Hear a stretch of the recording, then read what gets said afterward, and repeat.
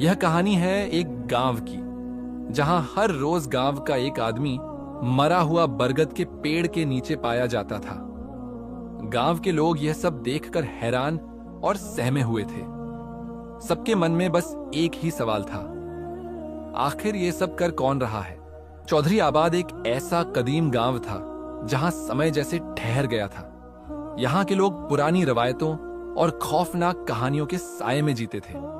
गांव के मरकज में एक पुरानी मस्जिद के पास एक विशाल दरख्त खड़ा था, इतना पुराना कि उसकी जड़ें जमीन में कई फुट तक धसी हुई थी और शाखें आसमान में पंजे गाड़े हुए लगती थीं। स्थानीय लोगों का मानना था कि यह महज एक दरख्त नहीं था, बल्कि एक दरवाजा था जो किसी दूसरी दुनिया से जुड़ा हुआ था।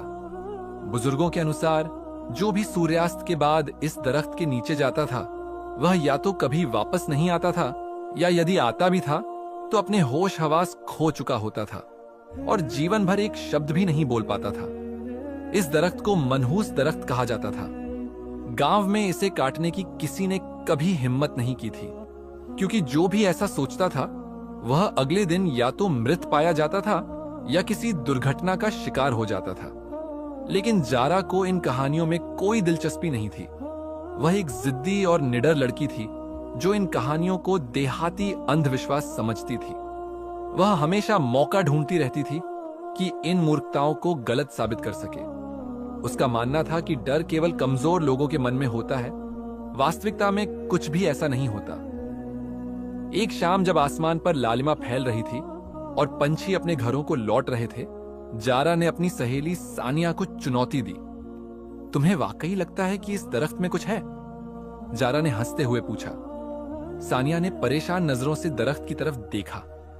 जारा, यह कोई मजाक नहीं है। मेरी दादी ने कहा था कि एक बार एक आदमी रात को यहां से गुजरा था और अगली सुबह वह मृत मिला था। उसकी आंखें। बस करो सानिया, जारा ने बेजारी से कहा। चलो, आज रात मैं तुम्हें साबित करके दिखाती हूं कि यह सब बकवास है। सानिया ने मना करने की कोशिश की, लेकिन जारा ने उसकी एक न सुनी। वह हंसती हुई दरख्त के पास गई और उसकी सबसे निचली शाख को पकड़कर झटका दिया। देखो, कुछ नहीं हुआ, जारा ने सरगोशी की। तभी हवा का एक तेज झोंका आया। दरख्त की शाखें जोरदार आवाज के साथ हिलने लगीं, जैसे किसी ने उनमें जान डाल दी हो। जारा ने चौंक कर इधर उधर देखा। हवा में सरगोशियों की एक हल्की सी गूंज थी, जैसे कोई किसी के कान में कोई राज कह रहा हो।